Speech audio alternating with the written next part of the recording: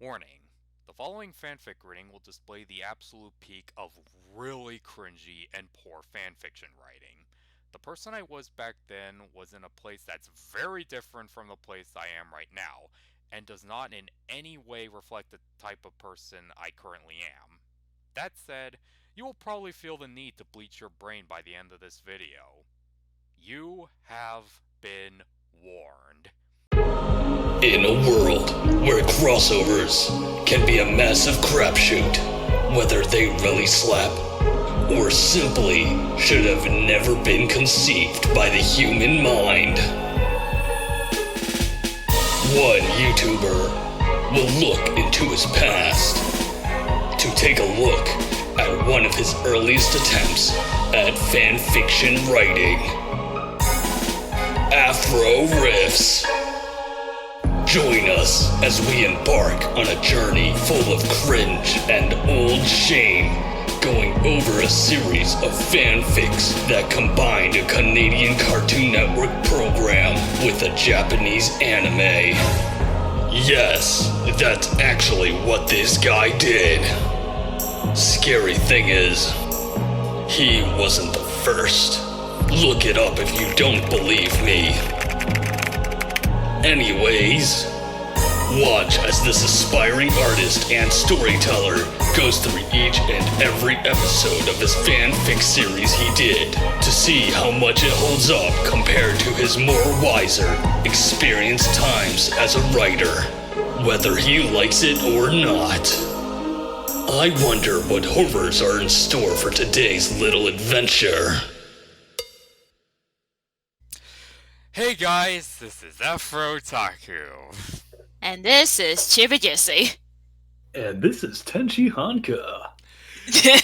Yeah, so, remember when I said that we would continue this like last week? Well, stuff came up. Things happen, yeah.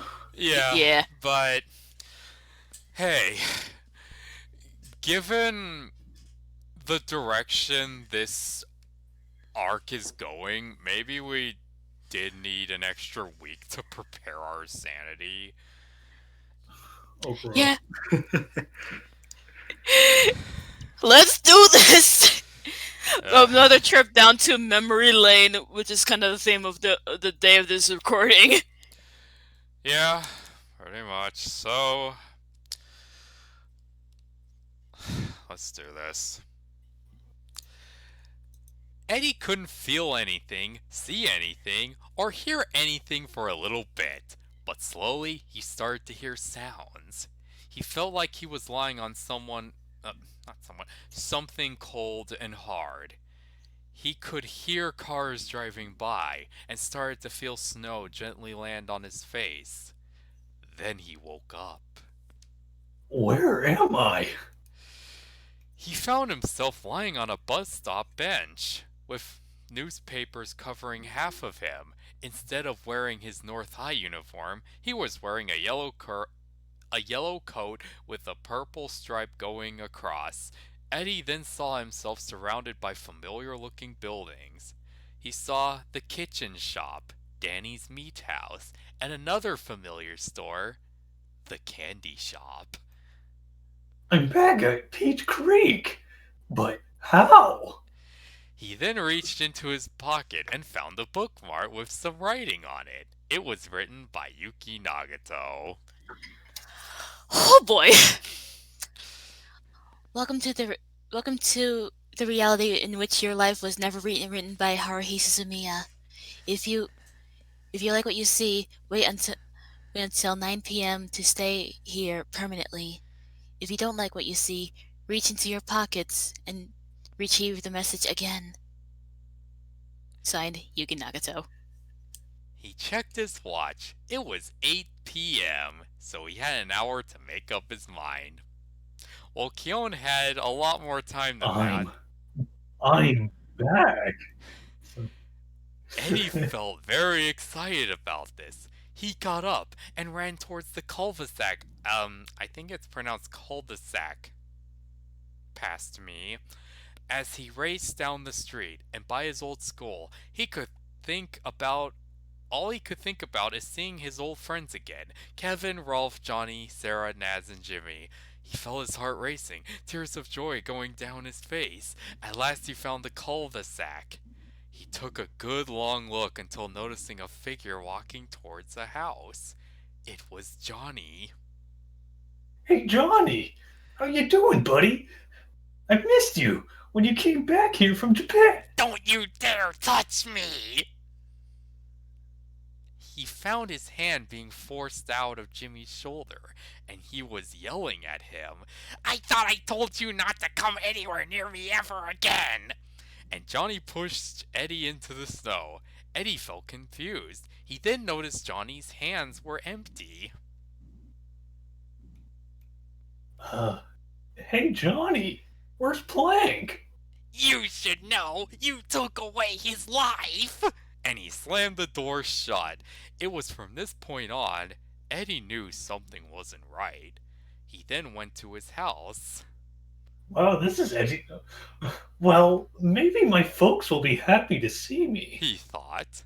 But seconds after he closed the door, he found himself being thrown out by his dad. He tried opening the door again, but it was locked. Hey, Mom, Dad, it's me, your son. I have no son. Gee, I'm gonna rock Marco's modern life flashbacks here. Yeah, that was kind of the point of that voice. Oh. Yeah, no, I guess that was also meant to be a reference. Eddy began to feel very confused. So far, everyone he saw pushed him away.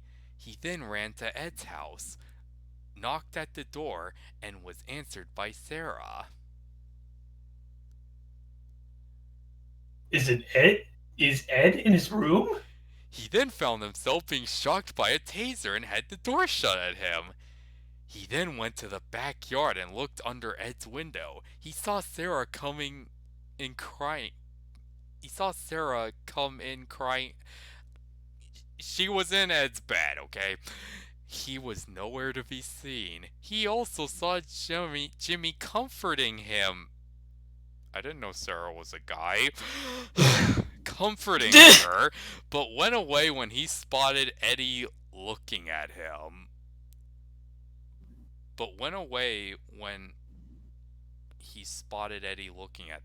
Giving him a nasty look. Eddy then went to Double D's house. He knocked at the door, but no one answered. Ed and Double D couldn't be found anywhere. He then ran to Naz's house. Naz, are you home? This is Nas. Go away! What's going on here? He then felt someone hit him with the hammer and fell unconscious. A few moments later, he heard the sound of a vehicle running. He found himself on a bed inside a van similar to the retro van. Oh good, you're awake, said a voice. Wrong, you're. Eddy saw that the driver was a rather plumped guy. He had brown hair, wore one of those heads with only a brim to shade them, and Wait, that's the wrong war. That's just horror. Oh my god! Oh no! How did I never notice this? Bruh! Bruh! There's a horror on his head. So, he's wearing one of those visors, and by the look of his uniform, it looked like he worked at a fast food restaurant. He had a blank expression on his face, much like Yuki. Eddy never seen this person before. Who are you? I'm Scoot Sampson. We've met before. Where? At my job. I saw you looking in front of the window, looking very hungry. Being nice, I gave you a burger combo for free without my boss knowing. It must be very hard being homeless, as well as hated by the whole town. Eddy became even more confused than before. He's not the only one. How am I not dead? Okay. I'm really confused here. Oh, you gotta be kidding me. That's why I added a pause. They must have hit you real hard on the head. Who? Oh, these two kids named Kevin and Rolf. They told me to take you far away and make sure you would never come back. Can I ask you some questions? Sure. Go on. Even though I was just doing that?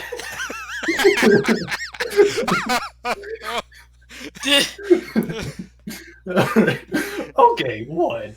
Why does everyone, including my parents, hate me? 2. Why doesn't Johnny have Plank on his hand? And 3.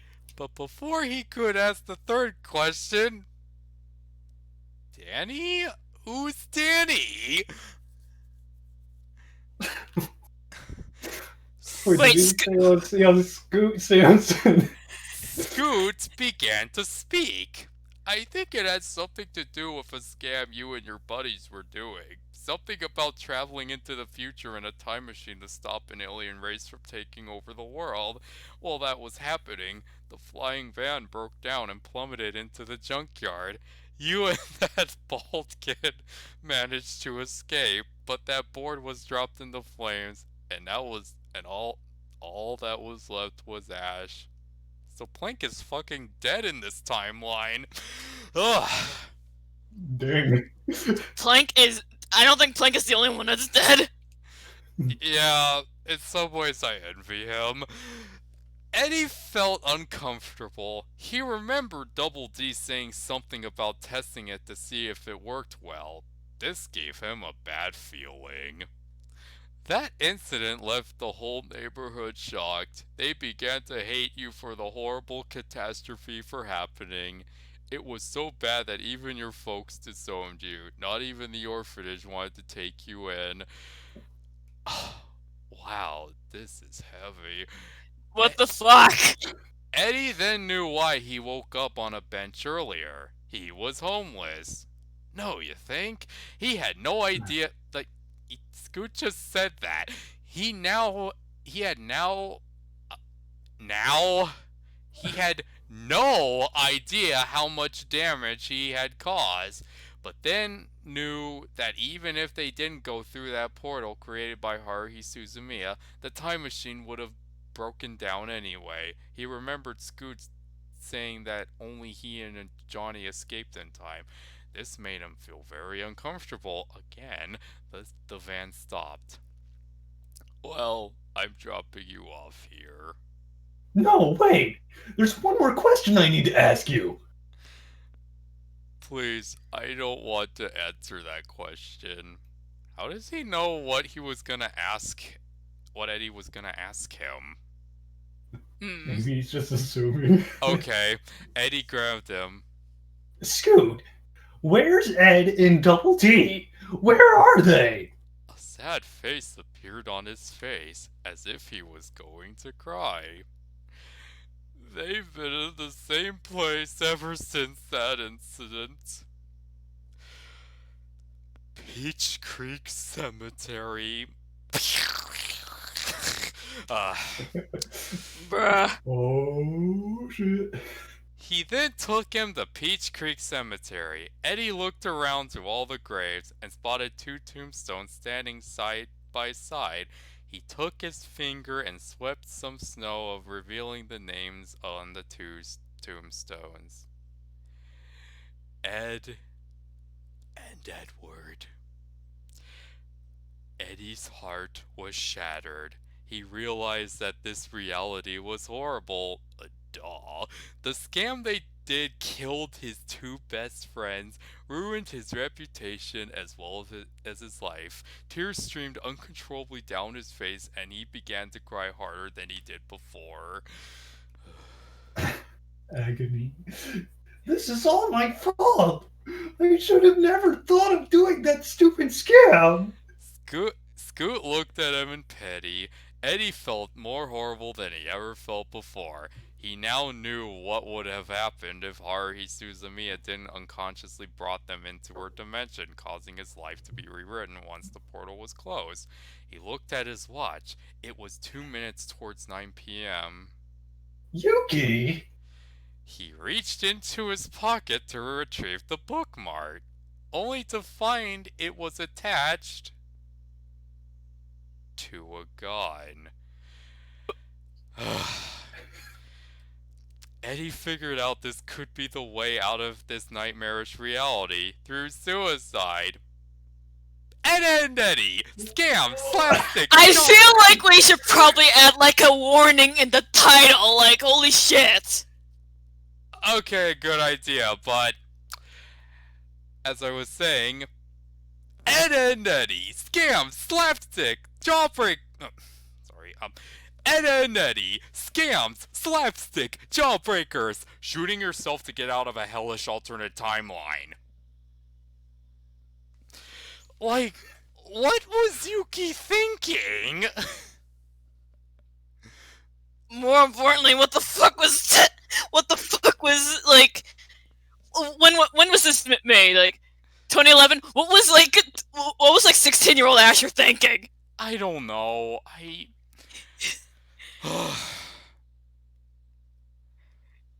had a weird... Bruh, this is just... I didn't expect... I didn't... Die! Say that again. I didn't expect committing die in this... I didn't either. He then pointed the gun to his mouth, but felt too scared to pull the trigger. What the fuck? This is Eddy.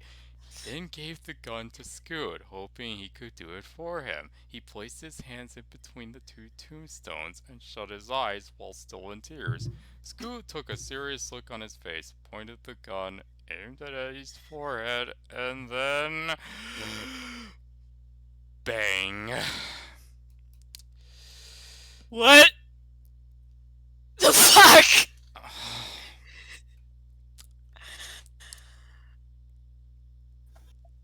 I Dude. ironically thought this was good writing.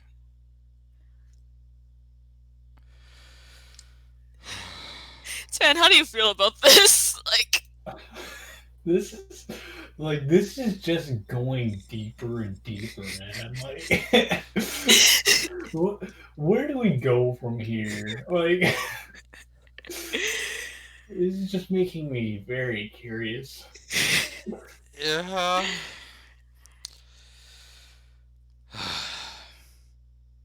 December 21st. I'm not doing that. Eddy woke up with a blood-curdling scream. At first, all he could see was white, but then his vision came back to him. He found himself on a hospital bed, inside a hospital room, identical to the one Kyon had, as well as he had last time he was there. He felt his forehead, expecting a wound from the bullet to be there, but it wasn't. You know, for kids! He looked out the window. It was nighttime, and snow was falling down. Eddy? Asked the voice. Eddy turned to see Ed and Double D sitting in chairs playing what seemed to be a Japanese card game. "Good morning, Eddy," said Ed. You two aren't ghosts, are you? He asked. "Huh?" said Double D. Ed, touch my face. So he did. He felt a warm and somewhat smelly hand on his face. Well, that's one part that's right. He found that he was back in the new reality in Japan. He was more frightened than relieved. By the look on your face, it looked like you had a really bad dream. Care to share with us? It's too dark. Yeah, it kind of is. But pretty much. Then Double D placed the brake pad on his lap, implying that Yuki told them about the incident and he and Ed got their memories back as well. "Try us," he said with a smile. "Trust me, Double D, you're gonna regret that." So Eddy told them about the alternate reality. He told them what would have happened if Haruhi didn't send out that portal. That one day closed up, causing that to rewrite their lives. Ed felt pretty shocked, but Double D stared, then began to laugh. Eddy was confused. So am I! Oh, what's so funny? That experience scared me for life. And you think it's funny? Don't you see, Eddy? It was destiny. Eddy, Haruhi was destined to save our lives by rewriting them. I think it was just a coincidence, Double D. You're supposed to be the smart one. Eddy knew he was right. Right? Oh, God! I was good in school. How did I make this many grammar mistakes? And began to think that it was mostly his fault. No shit, Sherlock, that their lives were rewritten rather than Haruhi's. Double D began to speak again.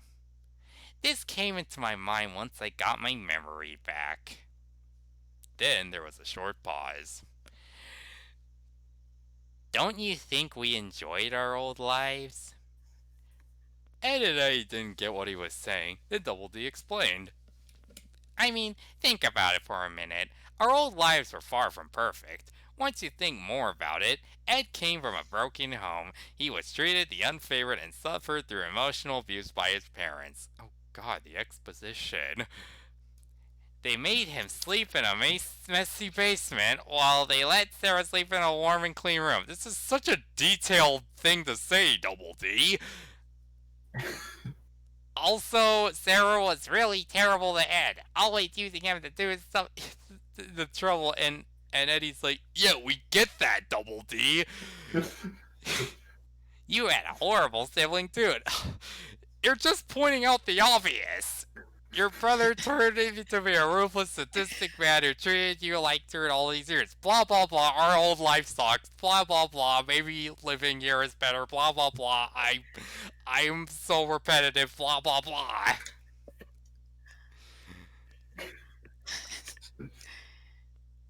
Yes, our lives did get better after that day at Mondo a Go-Go, but even then, you grew tired of it, which caused you to do scams again. Way to shit on the ending to Big Picture Show, me. I even remembered I was going to move here, all alone, but by my parents' wishes. But look where we are now. We have each other, a good father, a great cousin, and nothing can tear us apart. There's still more of this. Ed and mostly Eddy were very touched by this. This is so repetitive. Eddy then thought that maybe their lives were rewritten for the best, and that their new lives were better than their old ones. Oh, one sentence with the same wrong there 3 times. The brake pad fell down the right side of the bed. As Eddy went to retrieve it, he noticed a red sleeping bag laying there. Oh my God! He thought it looked familiar. Who is that? Ed and Double D looked at each other. Dramatic pauses. Well, it's Haruhi's.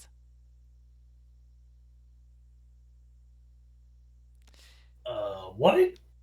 Well, it's a long story. Kyon finally woke up from his coma, and Haruhi began to go home. While she was leaving, she noticed Ed getting hot chocolates for us. She then began talking with him until he led her to the room. She spotted you on the bed unconscious, and then began to think. She then asked me if she could be by your side until you woke up, much like what she did with Kyon. as if she felt the desire to help you when you were in need, even if you didn't deserve it. God, just the freaking exposition. The exposition that chapters we going well. Yeah. Also, like, just straight up, like, you didn't deserve it. Like, bro.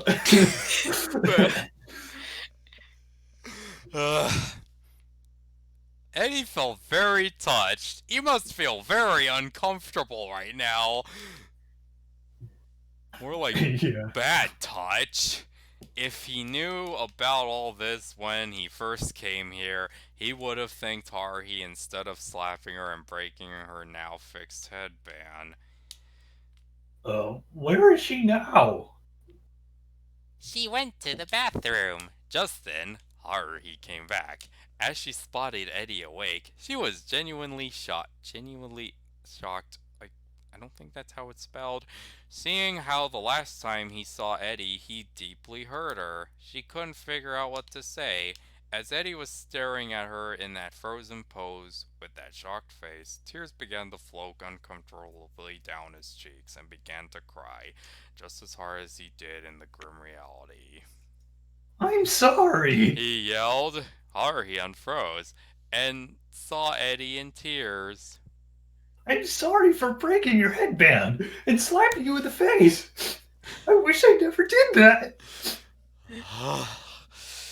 She walked up to him. While Ed and Double D gave her some room, as she stared at him, she saw the regret in how he was being really hard on himself for all he had done that she knew and didn't know. She saw how bad he felt about what he had done. This is repetitive, and began to show a sympathetic face, as if she knew how he was feeling. As Eddy let the regret and sorrow get the best of him, he began to feel a smooth hand rubbing his head, and that hand belonged to who else? Haruhi. Anyways, it's probably my turn. There, She said softly. it's all right. I'll forgive you. Ed showed a pretty sad face, while Double D just smiled, as he felt pleased that everything was settled and fixed, that Haruhi had the heart to forgive him. He felt that Haruhi actually knew what it felt like to regret something they've done, and to feel very hard on themselves. This explained why she was comforting him. Eddy then began to hug her, showing his way of saying, Thank you, Haruhi, for everything. Haruhi began to hug him too. Oh, the veils. Ugh. Yeah, like, this paragraph is basically me saying, because that's what the real Haruhi would do, right? Right?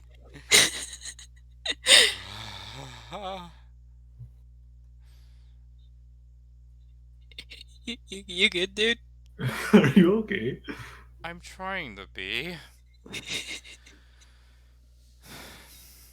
The next day, Eddy was released out of the hospital. He felt very surprised that Haruhi invited to stay over at her house till Christmas Eve. Okay.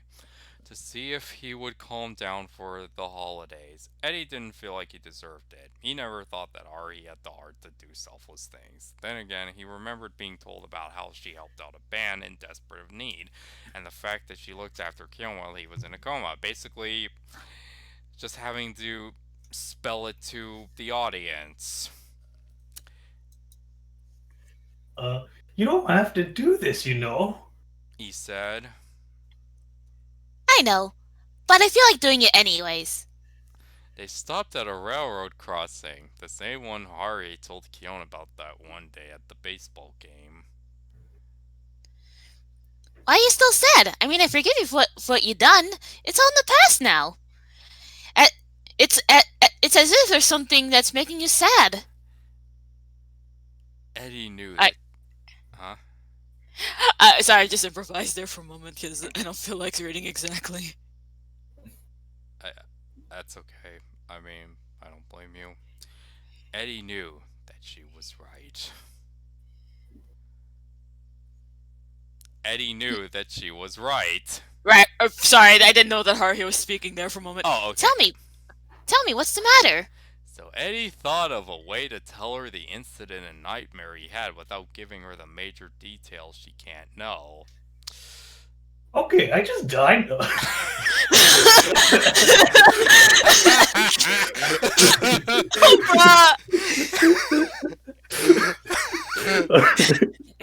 Alright, I'll read this.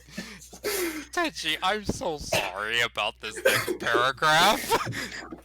Let's see if I can go through this. Okay, I'll tell you. Back when I lived in Peach Creek, I did a lot of scams in my neighborhood. They were all cheaply done and they were made to make a quick quarter. The more I did them, the more I failed. And the more I failed, the more people hated me. Ed? Double D? Until one scam made everybody go nuts. I said I was sorry and I would never do another scam again. With that, everybody forgave me. And I was finally accepted as a friend to all.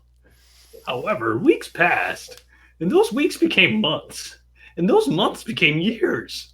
By the time I reached 10th grade, I felt very miserable.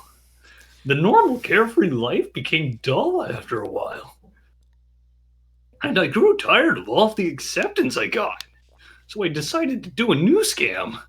But that nearly killed Ed and Double T. And I ruined my life. I guess life became like that ever since I stopped doing scams. But I wish I knew why it got so boring. What? Hello? So, I had Eddy go through a midlife crisis at middle school. I guess that's what they call it, a midlife crisis. Or you could call it a middle school life crisis. Yeah. God. Alright, As he was talking, the level crossing levers began to slow down. Go down. I'm just too done with this. And a train began to pass by. Haruhi was deeply surprised by what Eddy had told her. She had no idea that there was someone else that knew what it felt like to look for a meaning in life to make them feel significant. She felt she was the only one who thought that. As the train went by, she thought of something to say. Eddy then turned around facing her, seeing her staring at him. Then Haruhi showed a blushing smile, gasping. She grabbed Eddy like a cute blue-haired plushie. Where is this going? Where the Nani. I think I know what you wanted to do them again. They made your life interesting. That's why you got bored with your carefree life. Eddy felt confused. Like me. He didn't think about it that way. Yeah, sure. It has nothing to do with wanting jawbreakers. Anyway, you probably have a lot of makeup work. Wait, is that? You probably have a lot of makeup work to do. Why don't I help you? I think that's not Eddy talking. I think that's probably Eddy talking, because I know Haruhi had like good grades, but like. Yeah, I mean, well, I Who's talking? At least I'm supposed to guess that. No, it's okay, really. I'm a highly graded student. I think I could get it all done in no time. Eddy then remembered that he was very bad at school, having low grades in each class. He then figured he would only burden her. I think that. This is Haruhi talking. Okay, come on, my folks might be wondering where we are. So Eddy and Haruhi continued walking to her house. To be concluded. Oh, the epilogue? Okay, December 25th. The next couple of days were better. Double D forgave Eddy for punching him, as he invented an ointment that made the black eye go away. Or he simply bought it at a store. On Christmas Eve, Eddy was allowed to join Haruhi's hot pot party. Everyone had a fun time, and after that, he, Ed, Double D, and Surya decided to go Christmas caroling after the party. Christmas Day was better than they expected. The guest appearance at the party turned out to be a great hit. The SOS Brigade stole the show with Mikuro in her Santa outfit. Eddy became an elf in charge of the line, while Ed and Double D helped give away presents with Mikuro. When everything was done, and every present was given away to a child, the SOS Brigade had a gift exchange. Okay, this is Haruhi talking. Yeah, I think so. Yeah. Okay. Awesome job, guys! Here's some presents for all your hard work! Eddy had bought some extra presents to give to the members of the club, including the Eds, who she brought jawbreakers. I think. Is this, Yeah, I think so. Oh, this is me saying? Yeah. Okay. Merry first Christmas in Japan!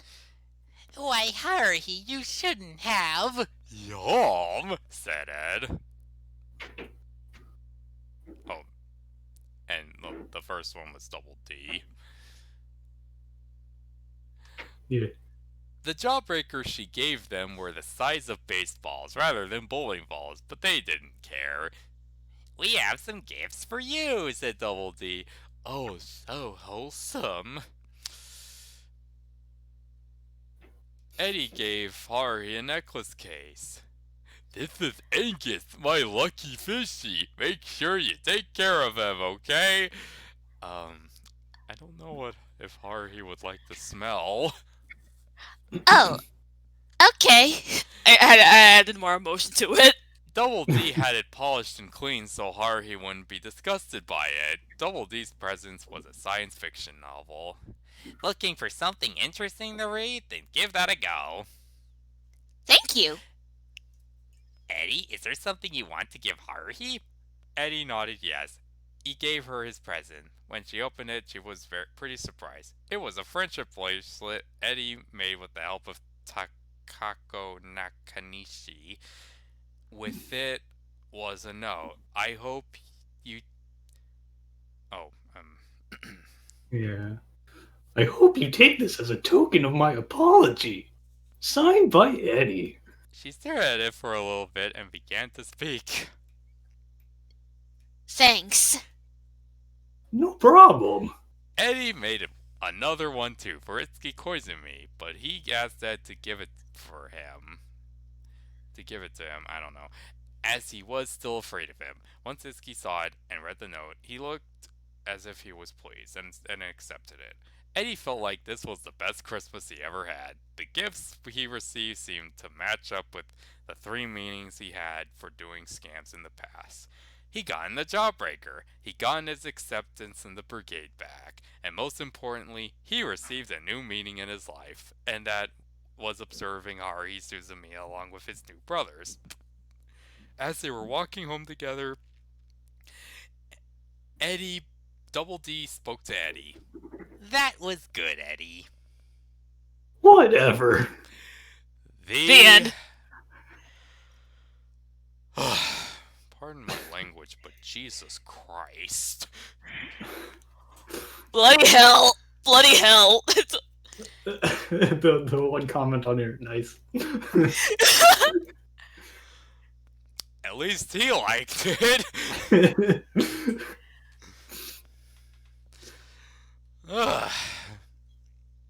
So, that was a roller coaster. Yeah. Yeah. There seems to be many conflicts that just aren't resolved. Just kind of left us. We had a pretty nice Christmas. Yeah. I guess so.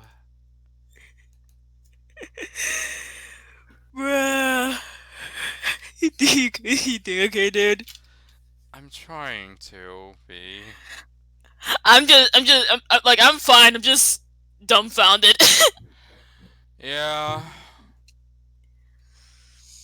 So this is like so we're gonna deal with the next arc well, I say next week, but we don't know how things are gonna be in some cases. Yeah, but on the plus side, judging by how many parts there are, we'll just tackle it for like one episode. A. Yeah. So, Okay. I guess that's... So there's more to this. Yeah, Nice. I mean, with most crossovers, they're usually a one-off thing.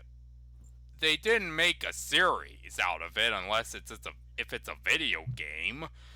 But I have no room to criticize. I mean,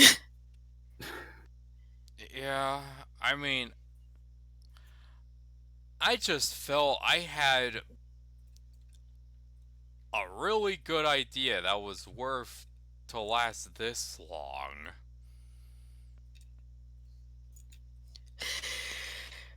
oh boy. Yeah.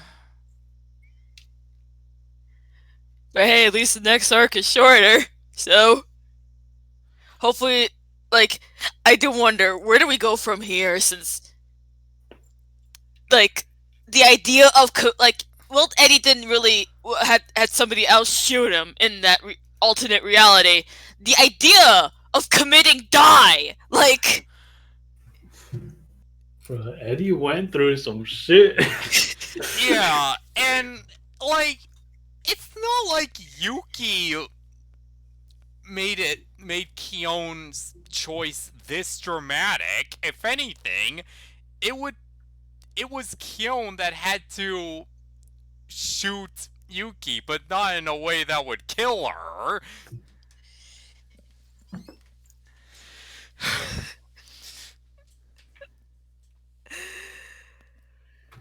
Bro, you gotta go above and beyond. Yeah, like, I mean, you know what would have been even crazier? what? If Ryoko just came out of nowhere and just fucking murdered Eddy right there. Jesus, yeah. Yeah. It would be some ReZero thing. Yeah. Ugh. I guess any final words, like, before we end the recording, because I gotta check on laundry soon, and I'm pretty sure Tenchi needs to go to bed soon too. Well, a bit of an interesting fact. The Scoot character was based off, like, that one guy that appeared in that Toon Date bumper with Ed and Velma from Scooby-Doo. Daphne. Oh, I thought it was Daphne. Yeah, I was gonna say I was gonna say Daphne, but I'm not good with words. But yeah, that's where he came from. Huh. Yeah, the bumpers are really old. I didn't see them as a kid. Yeah, but Oh yeah, I forgot. Ten did not had any cable when he was a kid. Yeah. Yeah. So I haven't even seen Ed and Eddy. Well, yeah. I'm sure it wasn't like this. Trust me, it wasn't. It had its dramatic moments sprinkled here and there, but they weren't dramatic to the point where it was like Zack Snyder wrote them. Oh. So, is that it? I guess so. Yeah, I think that's it. I think Well, we're good to go. Well, hope you all watching don't have any lesser thoughts on me now, because, oh man, I certainly have them myself. I mean, the fact that you kind of criticizing yourself is showing that, like, that people would think that they don't have, like, that you don't think, oh, this is good writing now. So Yeah, well, anyways, this is Afro Otaku. this is Chibi Jesse. And this is Tenchi Hanka. Okay, Merry Christmas. Bye. Bye. See ya.